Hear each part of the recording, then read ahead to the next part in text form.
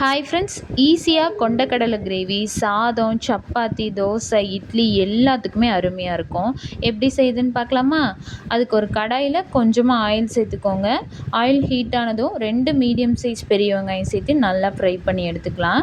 அதில் ஒரு 10 பல் பூண்டு, கொஞ்சமாக இஞ்சி சேர்த்து நல்லா ஃப்ரை பண்ணிக்கோங்க.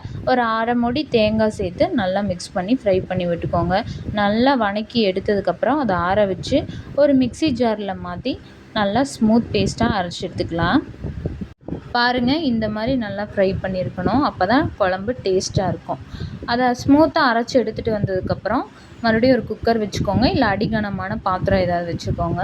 அதில் கொஞ்சமாக ஆயில் ஊற்றி ஹீட் ஆனதும் ஸ்பைசஸ் ஆட் பண்ணி கொஞ்சம் கருவேப்பிலை, ஒரு மீடியம் சைஸ் பெரிய வெங்காயம் பொடி பொடியாக நறுக்கி வச்சுருக்கேன், அதையும் சேர்த்து நல்லா ஃப்ரை பண்ணி எடுத்துக்கலாம். குழம்புக்கு தேவையான 4 பச்சை மிளகா சேர்த்து நல்லா ஃப்ரை பண்ணி விட்டுக்கோங்க. 3 மீடியம் சைஸ் தக்காளி சேர்த்து நல்லா மசிகிற அளவுக்கு ஃப்ரை பண்ணுங்கள். அடுப்பு சிம்மில் வச்சு ஃப்ரை பண்ணுங்கள். அப்போ தான் ரா ஸ்மெல்லாம் போகும்.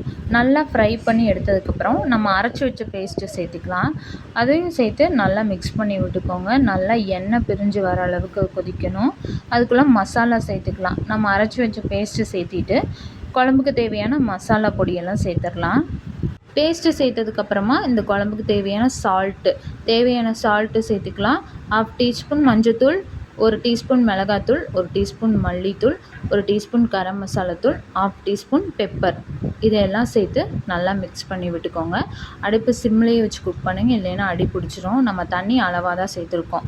உங்களுக்கு குழம்பு நிறைய வேணும்னா தண்ணி நிறைய சேர்த்துக்கலாம். இல்லை கிரேவி பதத்துக்கு வேணும்னா தண்ணி அளவாக சேர்த்துக்கோங்க. அது உங்கள் விருப்பம்தான். நல்லா எண்ணெய் பிரிஞ்சு வர அளவுக்கு குக் பண்ணணும். கிளறி விட்டுட்டே இருங்க. ஒரு மூடி போட்டு மூடி வச்சுருங்க. அடுப்பு சிம்மில் வச்சுக்கோங்க. ஒரு 10 மினிட்ஸ் கழித்து மறுபடியும் திறந்து கிளறி விடுங்க. நல்லா கிளறி விட்டுட்டு எடுத்து பார்த்திங்கன்னா கிரேவி மாதிரி வந்திருக்கும். இந்த ஸ்டேஜில் நம்ம ஒரு நைட் ஃபுல்லாக ஊற வச்ச கொண்டக்கடலையை குக்கரில் போட்டு 2 விசில் விட்டு எடுத்து வச்சுருக்கோம்.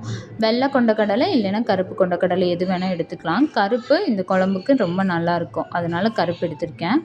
அதையும் சேர்த்து நல்லா மிக்ஸ் பண்ணி விட்டுருங்க. மறுபடியும் ஒரு மூடி போட்டு மறுபடியும் ஒரு 10 மினிட்ஸ் ஆர் 1/4 மணி நேரம் நல்லா கொதிக்க வைங்க. அப்புறம் ஓப்பன் பண்ணி பார்த்திங்கன்னா கிரேவி ரெடி ஆயிரும். இதுக்கு சாதம், தோசை, இட்லி, சப்பாத்தி, எஸ்பெஷலி இட்லிக்கு இந்த குழம்பு சூப்பராக இருக்கும். ஒரு டைம் ட்ரை பண்ணி பாருங்கள். நல்லா மூடி போட்டு ஒரு 10 மினிட்ஸ் கழித்து ஓப்பன் பண்ணி பார்க்குறப்ப இந்த மாதிரி எண்ணெய் பிரிஞ்சு நல்லா எல்லா பக்கம் எண்ணெய் பிரிஞ்சு தெரியணும். அப்போ தான் கிரேவி ரெடி ஆயிடுச்சுன்னு அர்த்தம். தேங்க்யூ. ட்ரை பண்ணி பாருங்கள்.